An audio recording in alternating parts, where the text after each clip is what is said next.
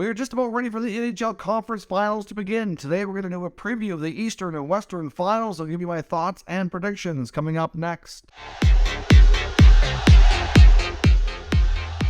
So welcome back to another video here, Top Shelf Hockey. As I mentioned, we're getting close to being ready to start the NHL Conference Finals. Today is Wednesday as I record this video. Of course, they start tomorrow, Thursday, with the Eastern Conference getting underway, and then the Western Conference getting underway the following day. So obviously we're getting close to Stanley Cup time, down to 4 teams. 28 teams have been eliminated. We have the Florida Panthers against the Carolina Hurricanes in the East, and the Vegas Golden Knights doing battle with the Dallas Stars in the West, just as we had all predicted. I know my bracket is completely busted. A lot of my predictions, I've gotten some right, of course, but I know I did a lot better last year than I did this year. Certainly with some teams that were, heavy favorites that lost out early, like the Bruins and the Avalanche, and then of course now the Oilers going down, and even to some degree I thought the Leafs might go a little bit further.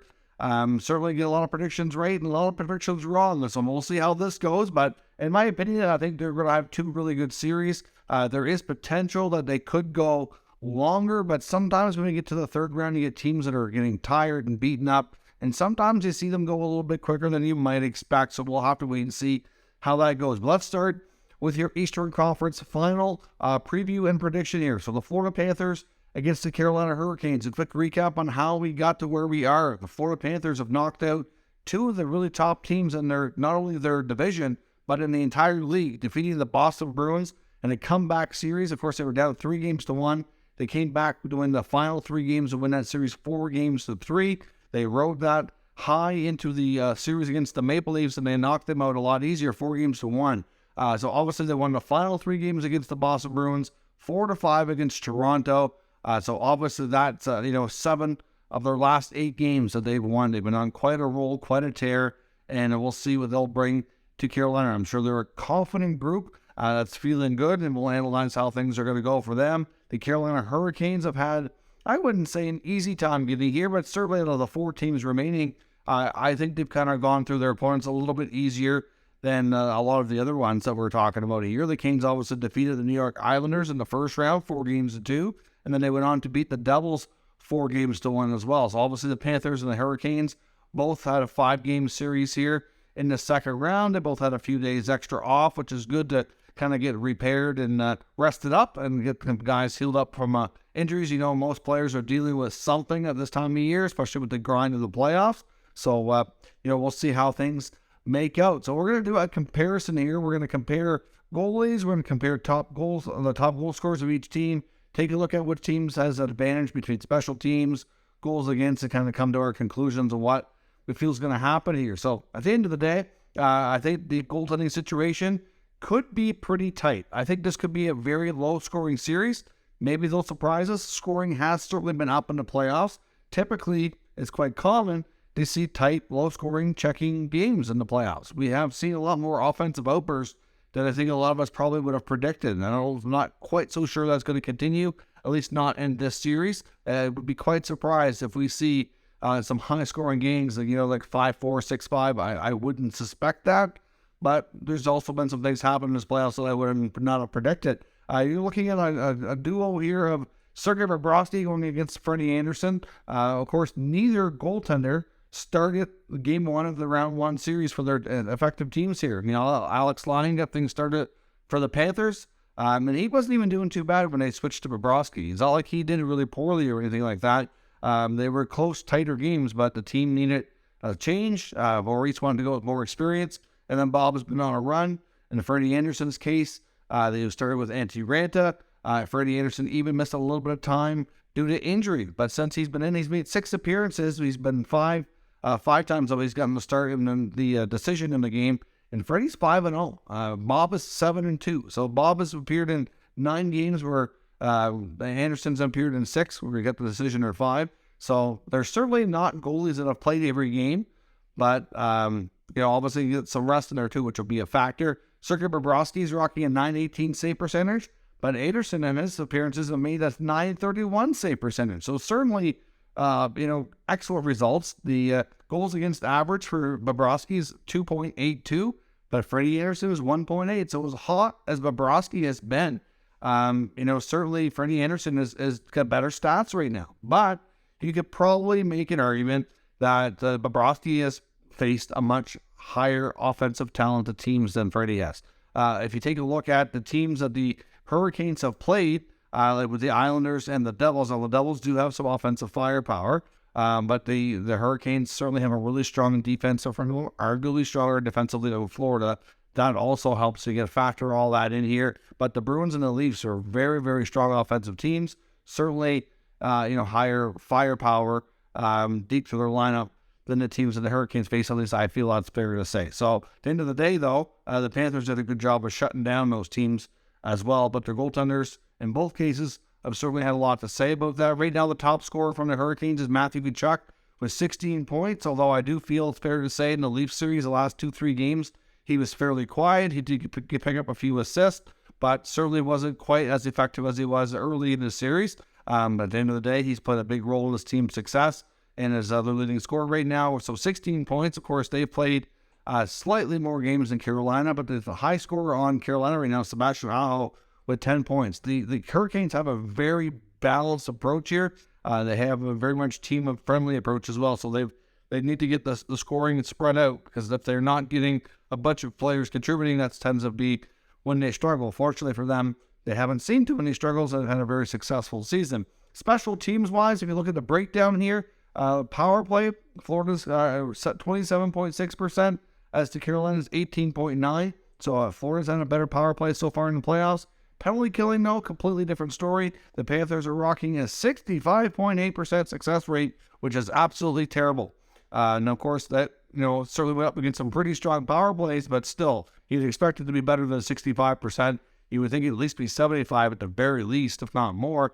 The Carolina Hurricanes, however, have the best penalty kill going in the playoffs at 90%. So they're not giving up much, which, if you're rocking 90% power play, you don't even need to have your power play be quite as effective to still win the special teams battle. So obviously Florida's got the better power play, but the penalty kill difference is so much in favor of Carolina that I would say Florida's power play is not stronger enough to give them an advantage. I still think overall Carolina has a special teams advantage in this case. And that's just the way it is. Now, penalty killing has to get better for Florida to have any chance in this series. Goals for, goals against, looking at that breakdown, pretty close. The Hurricanes have been scoring at a slightly higher rate. They're averaging 3.6 goals per game, whereas the Panthers are averaging 3.3.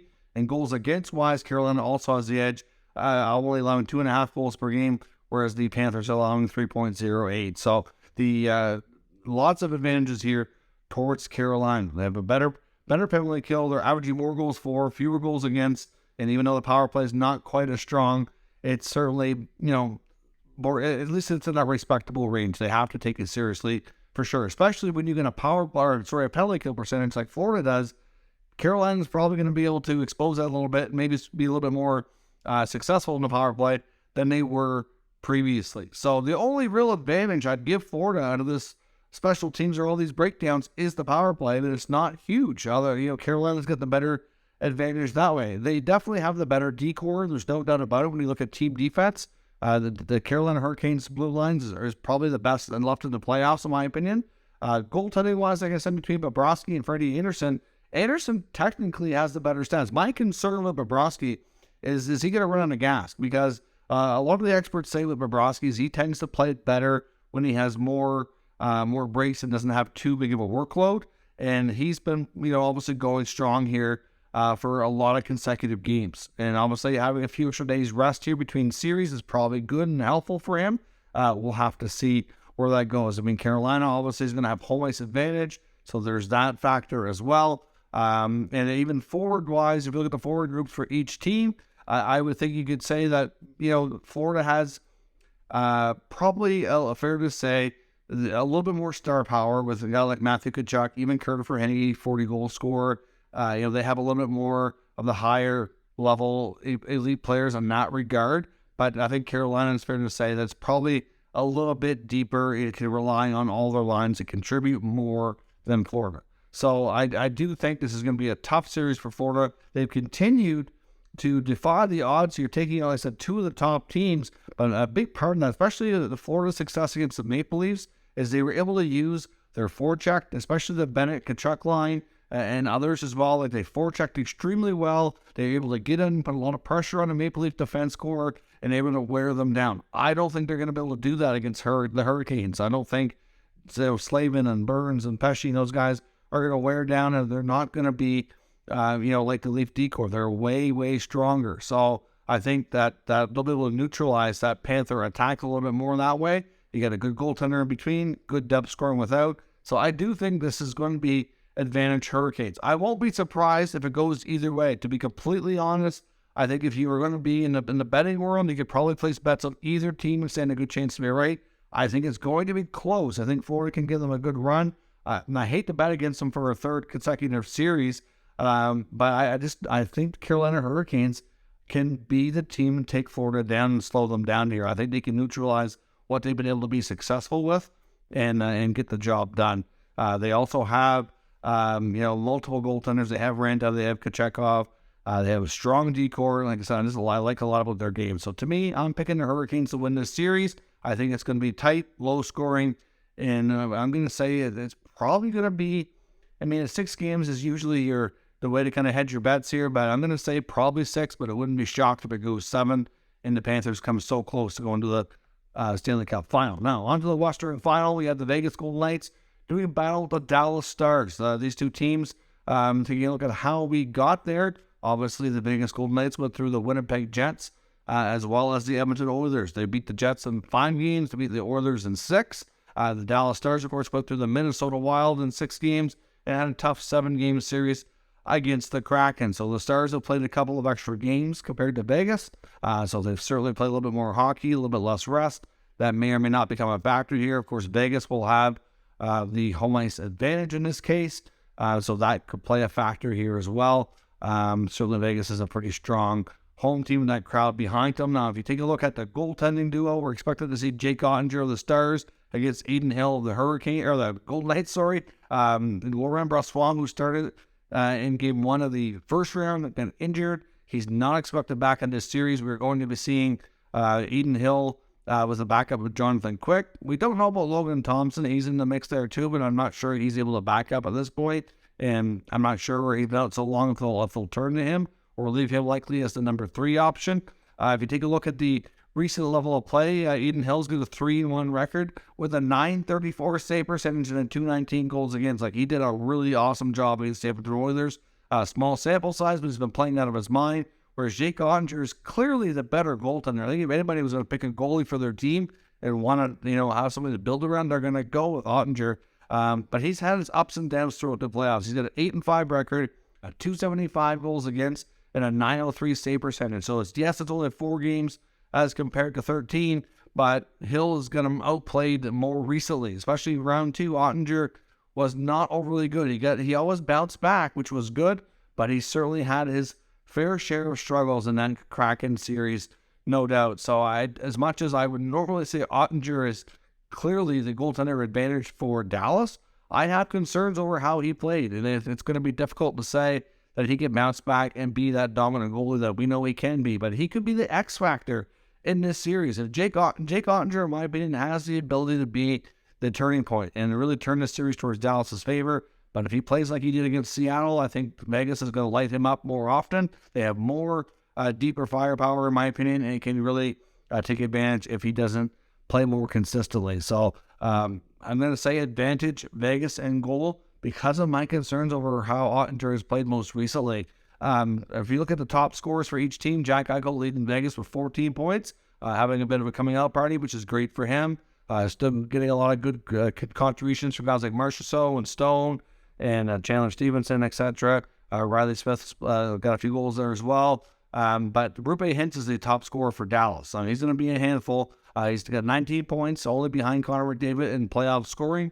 Certainly an MVP candidate should they carry on to the Stanley Cup final. One big concern for me for Dallas as well, outside of Ottinger's play, is the lack of production from Jason Robertson. I don't know if it's nerves or what it is, but he has not been playing well. Seems to be snake bit. Seems to not getting it done out there. He could completely turn things around, and he's a very talented, elite level scorer. So it wouldn't be shocking he finds his game and just goes off. But the way he's played lately, I'm skeptical we're going to see that. And if we don't see that, and you combine that with Ottinger's play, that gives me a level of concern from multiple reasons there for the Dallas Stars. Of course, some of their other top stars are certainly older guys too, so I wonder if they're going to wear down. Pavelski, Ben Sagan, is that going to take its toll on them? Of course, let's look at a different breakdown here. Special teams. Dallas with the way better power play so far in the playoffs, 31.7% as compared to 17.5%. So that could be a big advantage for the Stars. Penalty killing is also better, 83% to 60%. So a special teams battle so far, Dallas shows like they can probably be the better team here on both ends of the ice. So that's certainly an advantage towards the Dallas Stars. And like I said, goaltending, I'd lean towards Vegas off the recent play, but part of me says Ottinger's the better goalie. It won't be shocked if he plays out of his mind like we've seen before. Offensively speaking, I think Vegas is kind of probably have a bit more of an advantage, like I said, just because of the fact that if they can figure out a way to neutralize like a Rupe Hintz and some of the top down line, but Pavelski especially, which they're probably going to play the Carlson line heavily against them. They did a really good job against McDavid. So if they can continue to do that against Dallas, and if you get guys like Robertson that are struggling, that spells a disaster for me that Dallas is going to have a tough time getting the offense going. So I think we're going to see an advantage that way for the Stars, for the Vegas Golden Knights, sorry. But the Dallas Stars are going to rely heavily on Miro Heiskanen, and we know he plays a lot. He's going to be very much a big part of that. We know the Vegas Golden Knights have a really strong forecheck as well, and he's going to be a target for them. There's no doubt about it. And if they can figure out a way to neutralize him and hit him in every chance they have and slow him down just a little bit, that's going to, certainly lead to things as well, create some turnovers, because we know Vegas likes to take advantage of turnovers. Are very good at that off the rush. So I wouldn't put it past me here that Vegas actually has a fairly dominant series. Now, of course, you have a case of the Dallas Stars with Peter Dufour coaching against his former team, Vegas, who he was with just as of last season. So he certainly knows lots about them. He should be able to game plan accordingly and be a good, prep to know what to expect and how to try to neutralize them. I just don't know that they have all the talent they need to shut things down. The way Vegas has been playing lately, unless Ottinger comes out and steals us, I have to pick Vegas to win. I think that they're the favorites on the betting odds for sure. They get the home ice advantage, and they just have a lot of other advantages like we just talked about. So to me, I'm picking Vegas. I'm going to say probably 5 or 6 games, but Jake Ottinger, again, is the X factor. He can steal this for Dallas if he plays to his full capabilities. I just didn't see it in round 2, so I have concerns. And if Jason Robertson goes off, could be a game changer as well. But again, are we going to see that? I don't know. I have my doubts. We haven't seen it yet, but you just never know sometimes. So let me know who your picks are in these 2 series. Obviously, that would give us a Carolina Hurricanes against Vegas Golden Knights Stanley Cup Final, if my predictions are correct. Be interesting to see both of those clubs vying for their Stanley Cup. Obviously, it'd be the first one in Vegas history and the first one in Carolina history since Ron Brind'Amour was the captain hoisting the cup. This time, of course, he'd be the coach. So be curious to see if that can be a reality. That team has had a lot of success since he's taken over as head coach. Be nice to see them finally get rewarded, because they've been close a number of times now. Can they go all the way? Time will tell. Let me know your thoughts down in the comments. We'll discuss further. If you're new to this channel, make sure you subscribe and stick around. Lots more playoff coverage, as well as everything else for around the league with all the 32 teams covered with all the news and rumors. Thank you very much for watching, and I will catch you next time.